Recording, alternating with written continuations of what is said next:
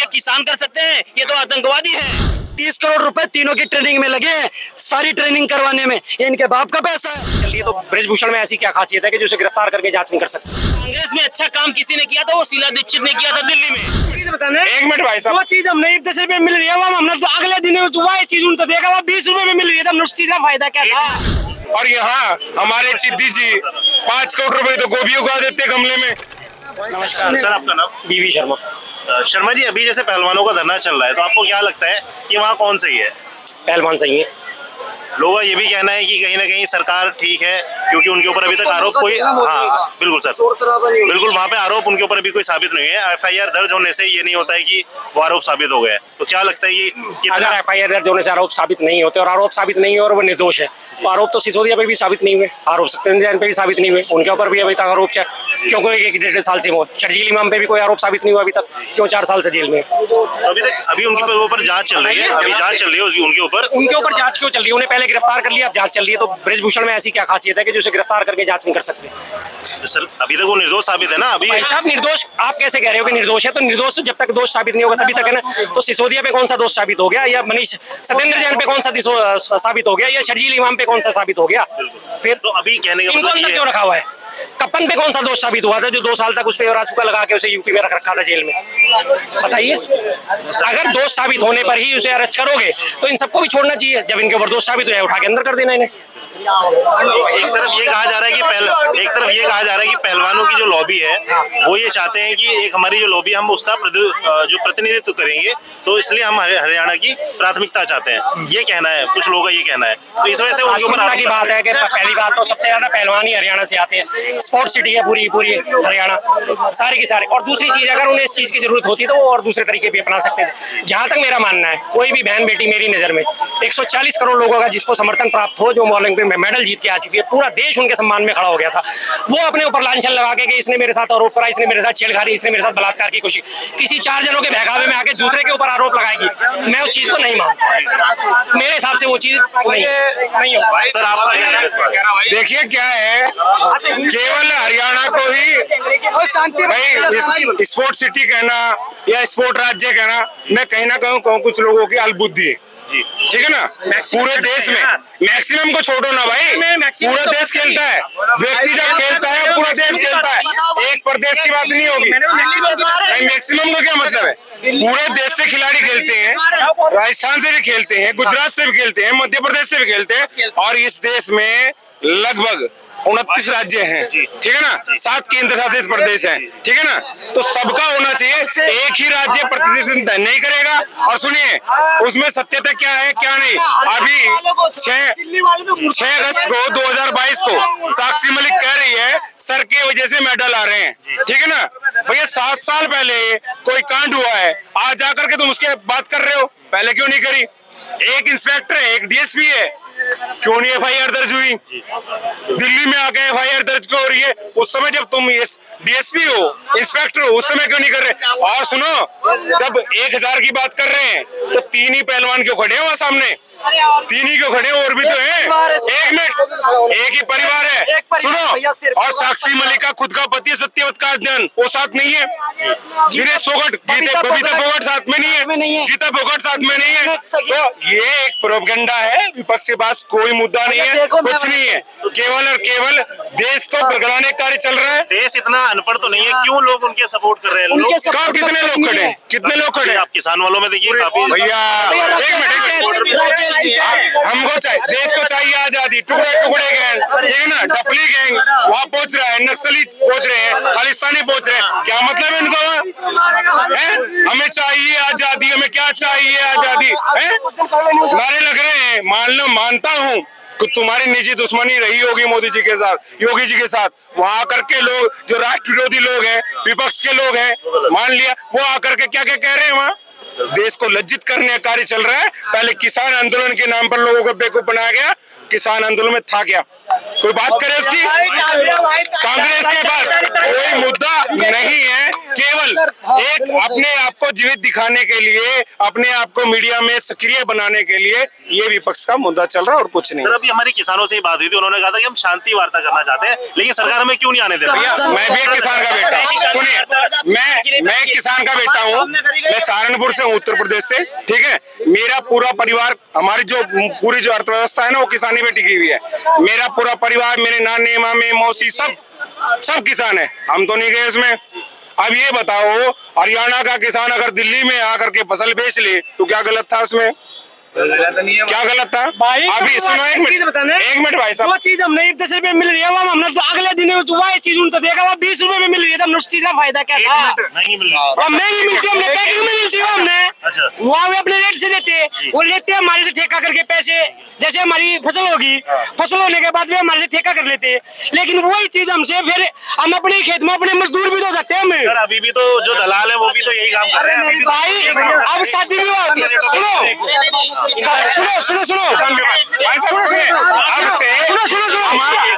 अब जैसे हम आड़ती के पास फसल देते हैं, आड़ती के पास फसल देने के फायदे भी तो हैं। कल ना हमारी लड़की की शादी हो, बहन की शादी हो, फिर ये पैसे भी तो देते हैं उस चीज के हमको। हम तो कह देते हैं अगली फसल आपको घेर देंगे, लेकिन उस चीज के पैसे भी तो देते हैं हमको। उसमें भी कहीं ना कहीं उससे भी काफी किसान लोग परेशान थे, उन्होंने भी कहा था कि हमें बहुत ज्यादा परेशान किया जा रहा है। फायदा बहुत, सरकार ने इसीलिए कदम उठाया था। वो तो ठीक है, लेकिन उन चीज का फायदा बहुत है भाई। जो अभी देखिए, देखो भैया मेरी बात सुनो, किसानों की बात चल रही थी भाई साहब, किसानों की बात चल रही थी। देखिए सुनिए, पिछले दिनों अभी थोड़े दिन पहले, भाई साहब भागो ना, आ जाओ भाई साहब, आ जाओ। देखो हमारा आलू 3 रुपए से ऊपर नहीं बिका, ठीक है ना।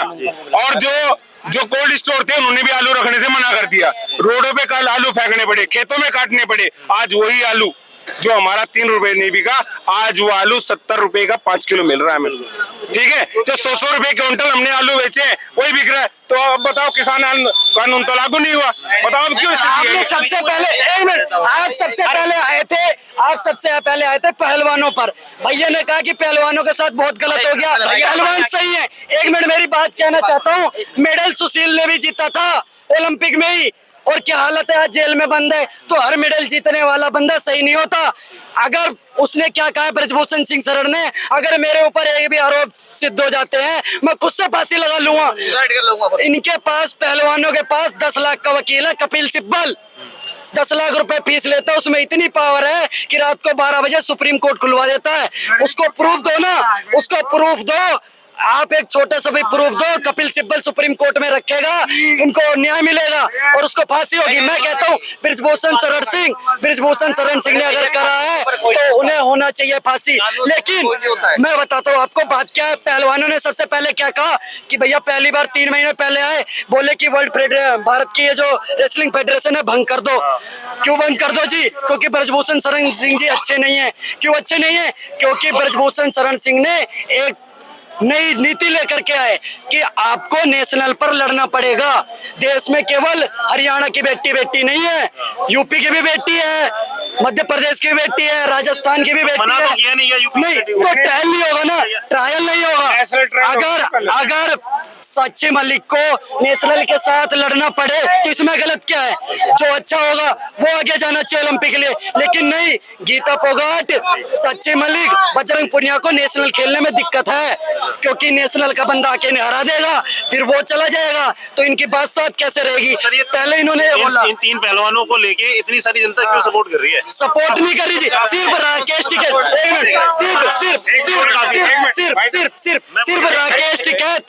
राकेश टिकैत सपोर्ट कर रहे हैं, जिन्होंने इससे पहले 750 किसान मरवा दिए, वो अब फिर इनके साथ बैठे हैं।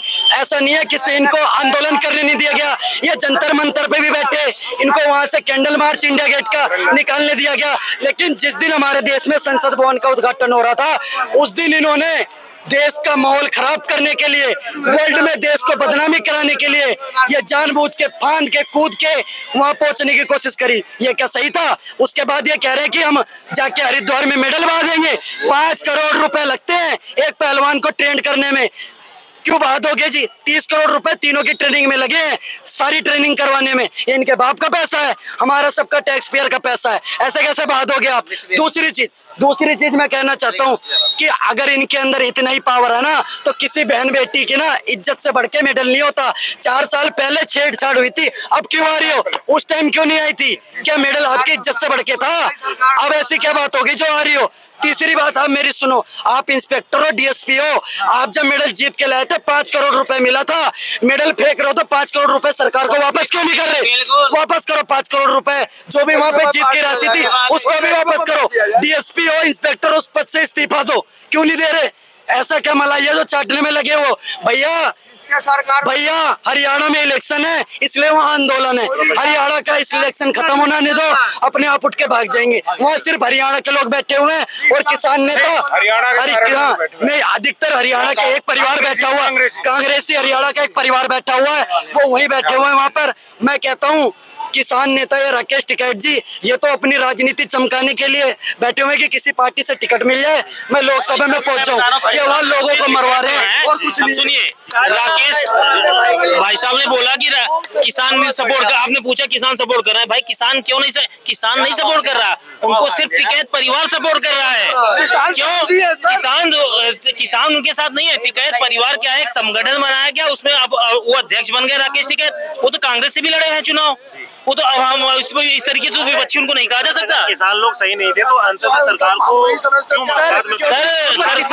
मैं मेरी बात समझिए, मैं बता रहा हूँ सरकार ने इसलिए वापस लिया क्योंकि किसान बड़े भोले भाले होते हैं। इन्होंने क्या किया? सबसे ज्यादा, एक सेकंड, किसान कानून का सबसे ज्यादा विरोध कहाँ पे हुआ? सबसे ज्यादा विरोध किया पंजाब के लोगों ने, ठीक है, यहाँ पे टिकैत परिवार ने किया। लेकिन सबसे आपको पता है जो किसान कानून आ रहा है, ये पंजाब में आज से नहीं 1980 से लागू है। पंजाब का किसान कैसे किस तरीके से होता है आप लोग को शायद पता नहीं है। वहाँ पे 7 एजेंसियां हैं जो कि पूरे खेत ले लेती हैं, उसका पूरा काम करती हैं। उनसे किसानों से पूछते हैं भाई आपका पूरे साल का कितना खर्चा है, उतना गल्ला आपको देंगे, उसके बाद जो बचेगा वो बेचेंगे, वो सरकार को बेचेंगे और 1 रुपए या 50 पैसा अपना सर्विस टैक्स लेके बाकी सारा पैसा वो किसान को जाता है। वही चीज यहाँ पे आने वाला था लेकिन लाने दिया गया क्योंकि किसान तो इतना खाली नहीं है वो खेत से उठ के आए यहाँ आंदोलन करे। ये जो खाली लोग बैठे हैं, बेवजह के किसान बैठे हैं, वो आके आंदोलन कर रहे हैं। दूसरा हमारे यहाँ लाल किला पे 70 साल के हैं, हम अभी तक हमने कभी सुना किसी ने लाल किले पे झंडा चेंज कर दिया? ये किसान कर सकते हैं? ये तो आतंकवादी हैं। ये किसान कहाँ से हो गए जो लाल किले का झंडा उखाड़ दिए? गांधी के प्रशंसक है ये सब, राहुल गांधी के प्रशंसक है जो विदेश में जाकर के कहते हैं हिंदू, मतलब कि ये यहाँ पर हिंदुओं पर बहुत ज्यादा परेशान कर रहा है, मुस्लिम बेहाल है, लोकतंत्र खतरे में है। ये सब केवल कहने की बात। एक सेकंड, ये कौन सा भारत जोड़ो है कि एक स्टेट में पहुंचो एक जात को बुरा बोलो? यहाँ पे आओ, पंजाब में आओ, नमूना का प्रधानमंत्री मोदी को नमूना का खुद कितना बड़ा कार्टून है ये। कभी कुछ आलू डालो सोना निकलेगा। अरे भैया शर्म करो भाई साहब, वो सारी ये आलू डालो सोना, सर आलू डालो सोना, आटा लीटर में मैं बता रहा हूँ राहुल गांधी ने भारत जोड़ो यात्रा किया।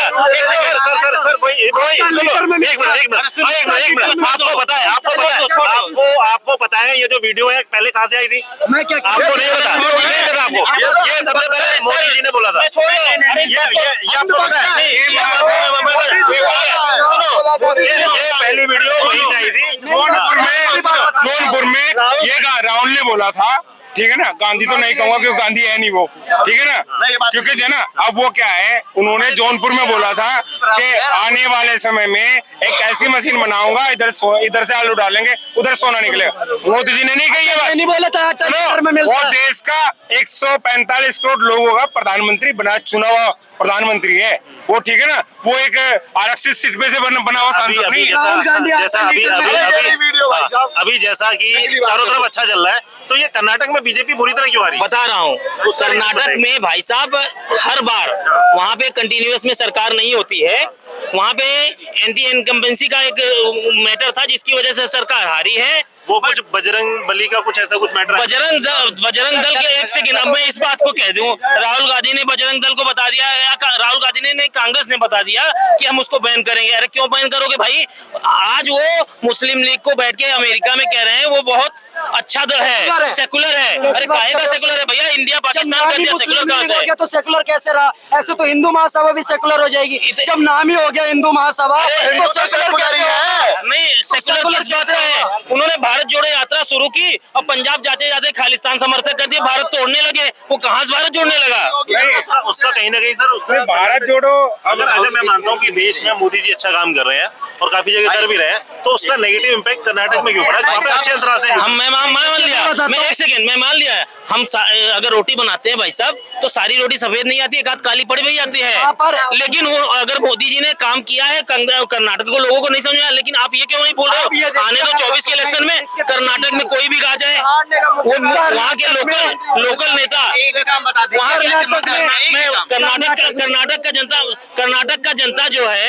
कर्नाटक का जनता जो है वो मोदी के, सुन लीजिए। अरे कोई बात, एक सेकंड सुनो भाई, सुनो। अरे सुनो। कर्नाटक की जनता ने मोदी को डिनाई नहीं किया। कर्नाटक की जनता ने मोदी को नहीं, मैं गया था वहाँ पे। कर्नाटक की जनता ने मोदी को डिनाई नहीं किया। कर्नाटक की जनता ने वहाँ के लोकल लीडरों को डिनाई किया है। जो वहाँ के लोकल लीडर थे उसमें कमियां थी, जिसकी वजह से वो आ रही। पहली बात कर्नाटक में, और मैं कहना चाहता हूँ, पहले छोटे मोटे मेरे को बीमारी होती थी तो सरकारी हॉस्पिटल जाता था, मैं इलाज नहीं होता था। अब ये देखिए, मेरा टेंशन हो रहा था, 10 लाख का खर्चा था। प्रधानमंत्री जो है मैंने फ्री में करवाया इलाज। अरे फ्री में करवाया है। ये देख लीजिए, सबूत है, अभी भी इलाज चल रहा है मेरा। अस्पतालों में तो पहले भी चलता था। पहले नहीं, पहले चलता था, पहले नाम का चलता था। ना, पहले गोलियां नहीं होती थी उनके पास, इलाज के लिए दवाइयां नहीं होती थी, डॉक्टर नहीं होते थे, बजट नहीं होता था स्वास्थ्य, है ना, बजट नहीं होता था। नहीं, पहले पेपर में चलता था, प्रैक्टिकल होता है। दिल्ली के अंदर तो सर पहले भी काफी सारे दवाइयाँ मिलती थी, बाकी सारी बाहर से लेनी पड़ती थी, और बाहर से जो मिलती थी हॉस्पिटल के बगल वाले मेडिकल से ही मिलती थी। दवाई के नाम पे मैं अगर काम हो रहे थे, ये 2G घोटाला, जीजाजी घोटाला, है ना, कोयला घोटाला, ये घोटाला, वो घोटाला, ये कहाँ से हो रहे थे? पार्टी जब प्रतिपक्ष में आएगी तो उनका भी पता लगेगा। नहीं, देखो, मैं भारतीय जनता पार्टी का घोटाले तभी खुलते हैं। मैं किसी का नहीं हूँ, नहीं, अंधभक्त किसी का नहीं हूँ। देखो सुनो, अटल बिहारी वाजपेयी जी, सुषमा स्वराज जी, ठीक है ना, आपका मनोहर पार्रिकर जी, सबको लेकर के चले गए वो दुनिया से। मैं भी जाना है, कोई बताए उनके ऊपर घोटाले का वो। और यहाँ हमारे चिद्दी जी 5 करोड़ रुपए तो गोभी उगा देते हैं गमले में, उनकी बेटी जो है 25 करोड़ रुपए बैंगन उगा देती है। यहाँ 5 किले में नहीं होते, 5 करोड़ रुपए के 5 लाख के नहीं होते, कभी कभी तो 5,000 के भी नहीं होते, ठीक है ना। उनके तो घोटाले खूब हुए भैया, ठीक है ना। अगर मैं सारी बातें छोड़ दूं तो अच्छा है, उसको अच्छा कहेंगे। कांग्रेस में अच्छा काम किसी ने किया था, वो शीला दीक्षित ने किया था दिल्ली में। अब आप बताइए और कोई कांग्रेस में किया हो काम? लेकिन आज यहाँ पे क्या हालत है? हम राजधानी में है, राजधानी में पता है अलग से बजट आता है केंद्र सरकार से, लेकिन हमारा वो हाल राजधानी दिख रहा है। केजरीवाल ने यहाँ की रोडों की हालत ये हो रखी है कि यहाँ की गांव गलियों से भी बदतर हालत है यहाँ की रोडों की। तो अभी 2024 का मोदी 420 425 सीटें आएंगे। हर हर मोदी घर मैं ये लिख के दे देता हूँ, कर्नाटक में सबसे अच्छी सीट आएगी बीजेपी की। अरे भैया इस बार भी थी कर्नाटक में बीजेपी की। अगर आपको मैं सही बताऊं तो कर्नाटक में बीजेपी का वोट शेयर सिर्फ 1% घटा है। वहाँ पर जो जेडीएस थी उसका सारा वोट शेयर जाकर के विपक्ष में मिल गया। इस वजह से वहाँ बीजेपी को हर का मुंह देखना पड़ा। बीजेपी को अपने गिरेबान में झांकना चाहिए, वहाँ पर लोकल जो लीडर है उनमें सुधार करना चाहिए, विपक्ष में बैठ करके अच्छे काम करना चाहिए, सरकार की कमियां निकालनी चाहिए, अगली बार फिर से वहाँ पर सरकार बनानी चाहिए। ये अगली बार नहीं, 24 में बीजेपी आ रही है। ये कहा जाता है कि बीजेपी 500 रुपए का सिलेंडर देने की बात कही थी, मध्य प्रदेश में जीते किसानों का ऋण माफ कर देंगे। वो सारी आवाज जो थी इनकी, सारे मुद्दे थे, वो 1.5-2 साल में खत्म हो गए, ठीक है ना। ये अभी वहाँ पे 500 रुपए सिलेंडर थे, अभी आने तो दो, अभी तो बनी, अभी तो ना। हाँ, तो इन्होंने ये भी था कि राजस्थान में सबका कर्जा 10 दिन में माफ कर देंगे। अभी आप यूट्यूब पे डालोगे राहुल गांधी की आ जाएगी, कितने लोगों का माफ कर दिया, किसी का नहीं करा। अभी तक राजस्थान में ये नहीं पता कि इनका सीएम का चेहरा कौन है। अशोक गहलोत 40 लीडर लेकर, विधायक लेकर अलग बैठ जाते हैं, कहते मैं तो रूठ गया। अब उनको मनाने के लिए ये सचिन पायलट को हाथ जोड़ते हैं कि भैया सचिन पायलट, ये पहली बात तो ये बता दे कि इनका नेता कौन है, सचिन पायलट या अशोक गहलोत। 1860 में भारत में प्लेग आया था, ठीक है। उसकी दवा इम्प्लीमेंट होते होते 100 साल लग गए थे भाई साहब। 2 साल के अंदर कोरोना जैसी महामारी, आज तक जो चाइना इतना डेवलप चिल्लाया जा रहा है, दूसरी इकोनॉमी है वो नहीं कवर कर पा रहा है जितना ये 2 साल में भारत सरकार ने ये इसको खत्म कर दिया। आज हम इतने चिपक के खड़े हैं, उस किसकी मेहरबानी है? मोदी जी की। तो ये भाई हम क्यों भूल जाते हैं? इसके साथ साथ चलते चलते एक सवाल और कि कहा जाता है और ज्यादातर लोगों ने ये दावा भी किया है कि 2024 में मोदी सरकार आएगी। लेकिन इसी के साथ साथ लोगों का ये भी कहना है कि बीजेपी जो जीत रही है वो हिंदू मुसलमान के मुद्दे नहीं मेरी बात सुनिए, विकास पर मैं बता रहा हूँ, चलिए सुनिए, मैं बता दे रहा हूँ आपको, आंकड़े बताता हूँ भाई साहब। 1930 में जब हमारा वो एजुकेशन चेंज हुआ था 1835 सॉरी, तो उसमें सबसे ज्यादा शिक्षित जाति कौन थी? सबसे ज्यादा शिक्षित जाति थी मुसलमान, 23% थी उनकी शिक्षा दर। हिंदुओं में सबसे ज्यादा शिक्षित ब्राह्मण जाति जो 15% थी। लेकिन आप देखिए आज वही राहुल गांधी आज अमेरिका में बैठ के कह रहे हैं कि मुसलमानों की हालत कैसी हो रही है, दलितों की तरह हो गई है जो 80 में थी। आज रीजन क्या है? क्यों भाई तुम तो मुसलमानों के लिए इतना कर रहे हो, तो क्यों ये डिक्रीज हो रहे हैं? उनको इंक्रीज होना चाहिए था ना। ये गलत है। आज जो भी चाहे ट्रिपल तलाक हो, चाहे जितने आवाज पता है, आवाज 60% ज्यादा आवाज उनकी तरफ गया है। वो मुसलमान हिंदू नहीं हो रहा है, वो सबके लिए काम हो रहा है। श्रीमान जी एक सेकंड सुन लीजिए, भारत में 2024 में भारतीय जनता पार्टी की सरकार आएगी। क्यों? मैं बताना चाहता हूँ। सारे गाँव में पहले माँ बहन बेटियां बाहर सोच के ले जाती थी, प्रत्येक घर में लैट्रिन बनी। प्रधानमंत्री कौशल विकास योजना के तहत युवाओं को ट्रेन किया गया। प्रधानमंत्री मुद्रा योजना के तहत 11-11 लाख रुपए लोन मिले ताकि हम काम कर सके। देश में व्यापक स्तर पर रोड बने, राष्ट्रीय राजमार्गों को गांवों से जोड़ा गया ताकि रोजगार बढ़े। उत्तर प्रदेश में गन बनाने की, अमेठी में गन बनाने का काम स्टार्ट हुआ। रायबरेली के अंदर रेस कोल फैक्ट्री का निर्माण हुआ। उत्तर प्रदेश में एम्स व्यापक स्तर पर बन रहे हैं। उसके बाद अगर भारत में हर स्टेट में एम्स होंगे, हर जिले में एम्स होंगे, तो उन्हें दिल्ली में आने की जरूरत नहीं पड़ेगी। इस वजह से देश में 2024 में नमो नमो होगा, हर हर मोदी घर घर मोदी। राहुल क्यों नहीं आना चाहिए? राहुल क्यों नहीं आना चाहिए? राहुल इसलिए नहीं आना चाहिए, जो बंदा अपने घर का नहीं हो सकता वो बाहर के लिए क्या रहेगा? यहाँ बैठा है भारत के बाहर जाते हैं, जो भारत की बुराई करे वो क्यों आए? वो आना चाहिए। जो घर का नहीं है वो बाहर का क्या होगा? मंजिल कर रहा है, कश्ती भी जर्जर। ये कैसा सफर है? राहुल गांधी डूब गए, इनके पैरों के नीचे नारा देना चाहता हूँ मैं छोटा सा नारा देना चाहता हूँ। बीजेपी आएगी और विरोधी जाएंगे, मोदी आएंगे विरोधी जाएंगे, बस यही बात है। सर मैं ये कहना चाह रहा था आपसे कि जब हमारे देश में आपदा आए थे उत्तराखंड में, लगभग हजारों आदमी मरे थे, ठीक है, तो उस समय राहुल गांधी जी कहाँ थे आपको पता है? इटली में क्या कर रहे थे वो? इटली में क्या कर रहे थे? नानी के घर, असली घर में थे। वो हमारे देश का नहीं है। यहाँ हजारों आदमी मर गए, वहाँ अपना उसमें उसका बर्थडे था, बर्थडे मना रहा था वो। सर वो अपने नली बर्थडे मना रहे थे। राहुल गांधी इटली गए थे, नानी को बेचारे क्या करें? उसको साल में छुट्टियां मिली थी, नानी को बेचारे क्या करें? देश में नहीं रुको, मेरी बात सुनिए। मैं एक चीज कहना चाहता हूँ। जितना कांग्रेस को मिली है सरकार बनाने, मतलब 60 साल, उसका आधा भी मिल गए अगर बीजेपी को, ना तो विश्व गुरु बन जाएगी। जय श्री राम।